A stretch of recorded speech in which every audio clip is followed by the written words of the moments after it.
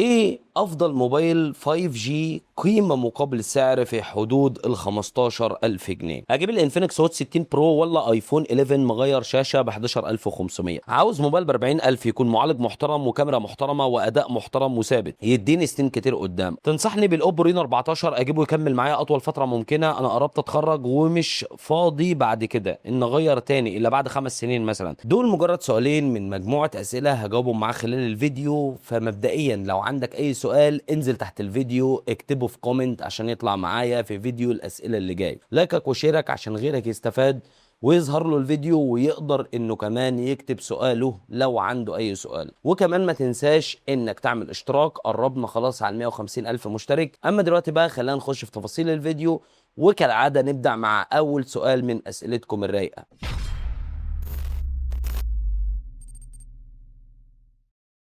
اهلا وسهلا بكم، انا محمد ودي قناه امك ريفيوز. واول سؤال معانا بيقول ايه افضل موبايل 5G قيمه مقابل سعر في حدود ال 15000 جنيه؟ والسؤال ده مهم جدا لان في مستخدمين كتير بيبقى معاه 15000 جنيه بالظبط وعايز يشتري افضل موبايل بيقدم قيمه مقابل سعر. وحاليا في الظروف الحاليه وفي الوضع الحالي في السوق المصري افضل موبايل بيقدم قيمه مقابل سعر بدون اي مجاملات هو الريدمي نوت 15 ال 5G. وده لعده اسباب بصراحه. اولا ده افضل شاشه موبايل ممكن تاخدها على مستوى الالوان والسطوع في الفئه السعريه بتاعته. هي طبعا كيرف، ولكن للي ما عندوش مشكله مع الشاشه الكيرف هيكون مبسوط جدا من الالوان بتاعتها. ثانيا مشاهده المحتوى بتاعتك هتكون ممتعه لان انت معاك سماعات ستيريو صوتها هي الافضل على الفئه السعريه بتاعته، افضل من موبايلات انفينكس سواء كان النوت ايدج او النوت 50 اس بما يرضي الله. ثالثا الاداء في الموبايل كويس، معالج سناب دراجون 6 جن 3 اداؤه كويس.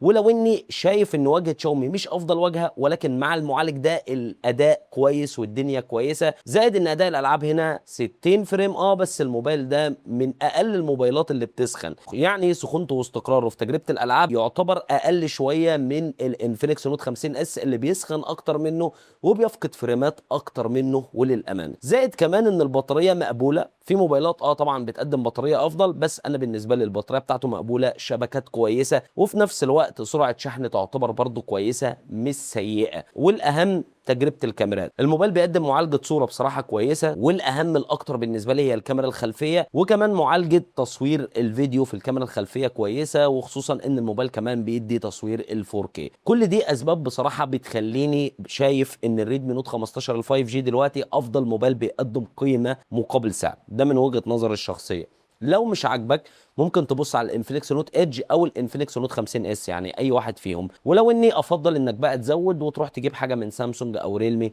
تطلع بقى في الفئات السعريه الاعلى من كده. بس 15000 شاومي لازم تفكر فيه اول واحد، وده بما يرضي الله. ايه افضل موبايل العاب من 20 ل 25 الف ضمان محلي مش دولي ويا ريت يكون جديد 2026 وشكرا؟ صعب جدا ان ارشح لك موبايل 2026 يكون بيدي لك تجربه العاب قويه او الاقوى عامه، والا هرشح لك موبايل دولي. بس في موبايل محلي، الموبايل ده يعتبر السنه اللي فاتت، يعني ما بقالوش حاجه في السوق، ما بقالوش كتير، يعني مش قديم، وهو دلوقتي وليه الامانه اقوى اداء العاب موجود، هو الانفينكس جي تي 30 برو. وعلى فكره هتجيبه ب 20 ب 19500، ورايي انك تلحق الموبايل ده لان الجي تي 50 برو نازل قريب وهيكون سعره في حدود ال 30000 جنيه. فساعتها الجي تي 30 برو هيختفي او سعره هيزيد. السلام عليكم، انا عايز موبايل للالعاب تحت 300 دولار، مفكر في انفينكس نوت 50 اس، لكن الناس حذرتني من موضوع الحراره وانه بيسقط فريمات مرعب لما يسخن. هل هذا الكلام صحيح؟ الموبايل للامانه بيسخن بس مش بيسقط فريمات بطريقه مرعبه، على فكره اداؤه كويس جدا في اداء الالعاب ويعتبر هو الاعلى اداء لو انت بتدور على عدد الفريمات. بس لو انت مش فارق معاك الفريمات انك يعني تاخد ال 90 فريم، في حاجه زي الريدمي نوت 15 من شاومي، او في موبايل احسن من الاثنين. الموبايل ده دلوقتي نازل ل 16000 جنيه، يعني بنتكلم تقريبا في 315 320 دولار بالكتير. هو الريلم 14 ال 5G، موبايل بمعالج قوي اقوى من الريدمي نوت 15 ومن الانفينكس نوت 50 اس، وبيوصل في بعض الالعاب ل 120 فريم، ولكن في اغلب الالعاب هيدي لك 90 فريم. والموبايل ده مخصص وموجه للالعاب، والحراره فيه قليله عن الريدمي وعن كمان الانفينكس. هجيب الانفينكس هوت 16 برو ولا ايفون 11 مغير شاشه ب 11500؟ طيب اولا الانفينكس هوت 16 برو الموبايل ده ب 10000، وممكن كمان في الفتره دي تجيبه تحت ال 10000 جنيه.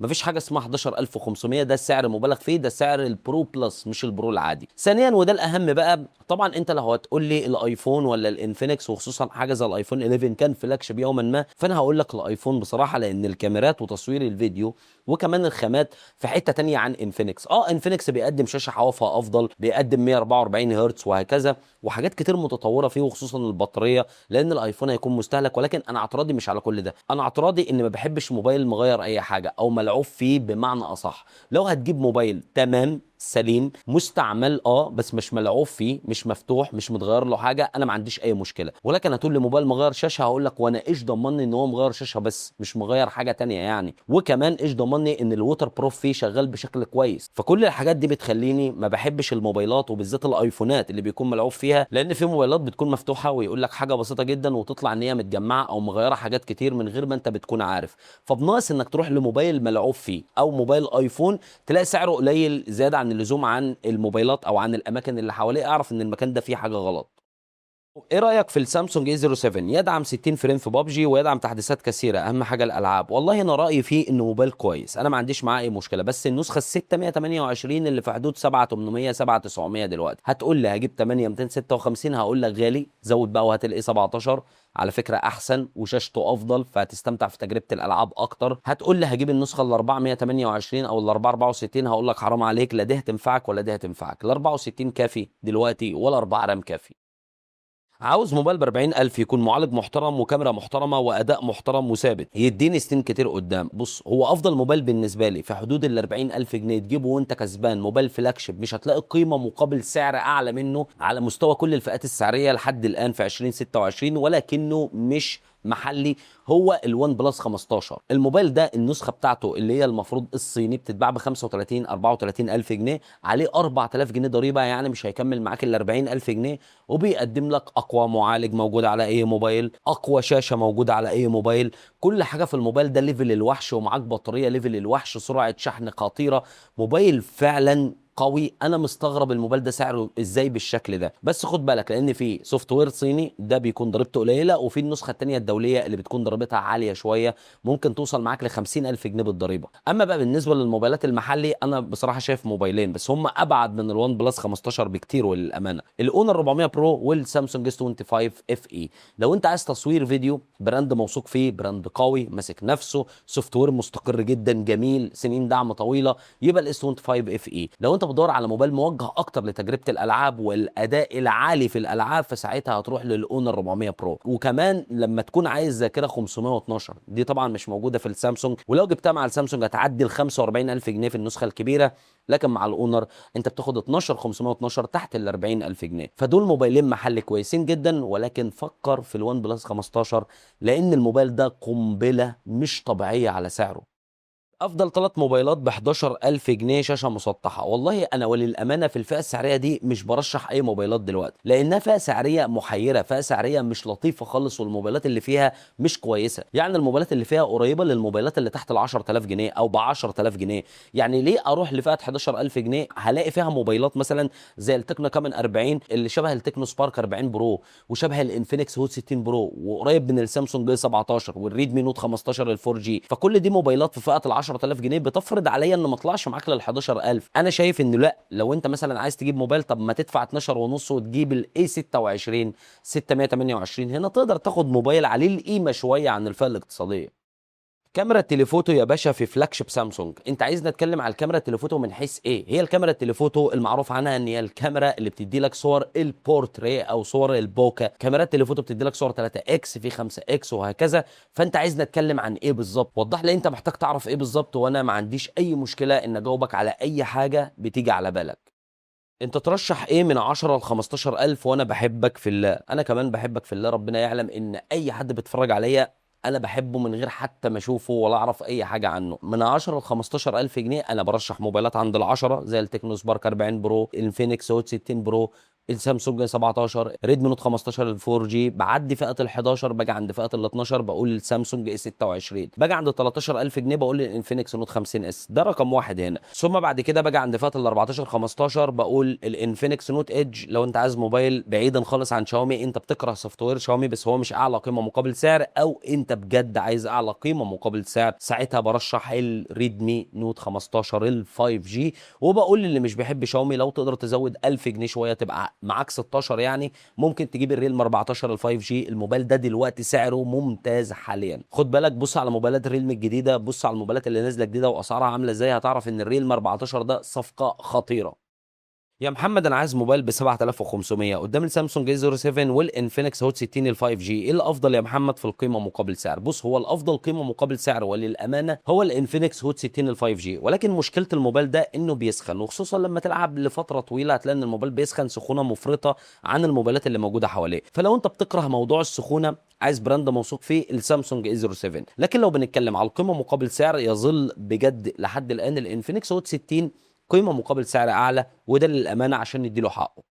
يا ريت تشوف السؤال ده ضروري. انا ان شاء الله يوم الخميس رايح اشتري تليفون ومعايا 15000 جنيه وهجيب الانفينكس نوت 50 اس، متردد مش عارف ليه، في اختيارات تانية احسن في الفئة. انا خلاص يعتبر خلصت ثانوية عامة وعايز اداء قوي وتجربة شاشة وتجربة صوت، اهم حاجة عندي دول، مش مهتم بالكاميرات خالص. وهل انه سنتين بس دعم عيب كبير يعني هيبقى في اي خلل يعني في النظام؟ بص، هو فكرة اصلا سنتين سوفت وير ابديت هو مش عيب قوي ولا اي حاجة، لان الموبايل عشان يبدا يتقل معاك او عشان يبدا ما يفتحش اغلب البرامج ده بتتكلم في 7 8 سنين، يكون على نظام قديم والكلام ده كله، فمش هتواجه كده، مش في الموبايل يعني، مش هيقعد معاك الفتره دي كلها. انا ما عنديش مشكله مع الموبايل ده، بس انت قلت لي انا عايز صوت قوي، ومن ضمن عيوب الانفينكس نوت 50 اس ان تجربه الصوتيات فيه مش افضل حاجه، مش هو افضل سماعات ستيريو ممكن تعجبك. فممكن اقول لك الريدمي نوت 15 ال 5 جي لو انت عايز موبايل بقى شاشه وصوت واداء، هيدي لك اداء كويس. بس لو انت ماسك في ال 90 فريم قدامك يا الانفينكس نوت 50 اس، يا تزود 1000 فوق ال 15 وتلحق الريلمي 14 ال 5 جي. الموبايل ده تقريبا في كل حاجه انت بتدور عليها.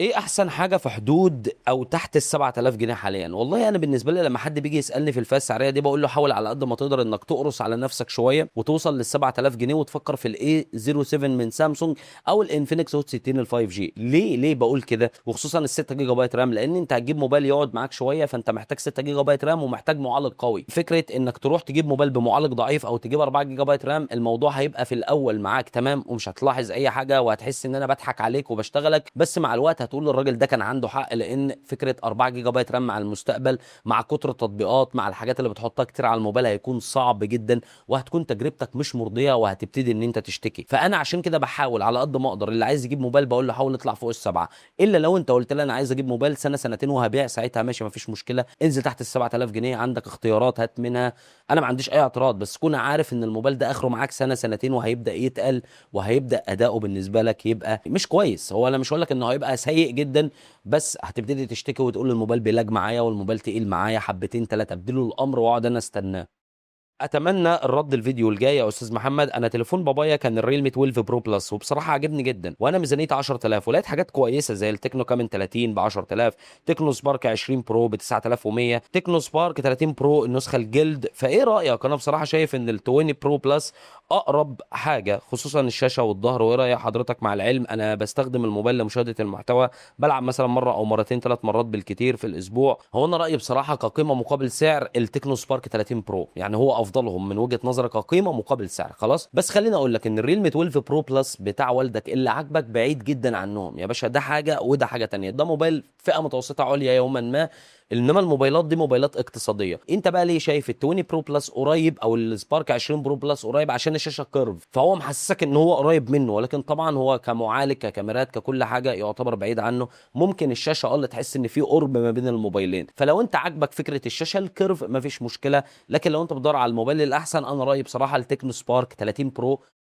تنصحني بالاوبو رينو 14 اجيبه يكمل معايا اطول فتره ممكنه؟ انا قربت اتخرج ومش فاضي بعد كده ان اغير تاني الا بعد 5 سنين مثلا. هل شايفه كافي ولا في افضل بنفس السعر؟ لو لقيته اكتر من كافي، الموبايل ده يقعد معاك 5 سنين وما يبقاش معاك اي مشكله تماما، لان المعالج اللي فيه معالج سفاح، معالج قوي على فكره. لو لقيت الموبايل ده قدامك ده من افضل موبايلات اوبو اللي انا بصراحه جربتها وشفتها، كان صفقه خطيره ولا زال لحد دلوقتي. انا لما بشوفه قدامي برشحه عن الاوبو رينو 15 كمان، اللي لو اتقال لي انا عايز كاميرات ساعتها بقول ال 15 افضل، لكن كتوليفه ال 14 ممتاز. اخر سؤال معانا في الفيديو، عايز اعرف رايك في البوكو اكس 7 برو حاليا، يا ريت ترد على سؤالي في الفيديو الجاي يا غالي. رايي ان الموبايل ده موبايل كويس بس لاداء الالعاب، الجيمر هيكون مبسوط من الموبايل ده قوي، موبايل اداؤه فعلا سفاح، قريب من حاجه زي الانفينكس جي تي 30 برو، الاثنين كويسين على فكره. بس الفكره ان بوكو يعتبر دولي ملوش ضمان في مصر عامه، وهتجيبه تدفع له ضريبه، ضريبته مش عاليه، لكن الانفينكس هو محلي قطع غيار وكل حاجه، وهتجيبه ما تدفعش فيه اي حاجه. شاومي اقوى شويه في تجربه الالعاب، وانا شايفه بصراحه هو موبايل جيمنج، يعني انا عمري ما حبيت الموبايل ده لان انا مش جيمر، بس الجيمر انت هتحب الموبايل ده، لكن اللي عايز يصور كلام من ده لا، مش هيبقى الموبايل الافضل بالنسبه لك. وبس كده، ما تنساش في اخر الفيديو لو عندك اي سؤال تنزل تسيبه تحت في الكومنت، لايكك شيرك، وكالعاده انتظرني فيديو جديد وسلام.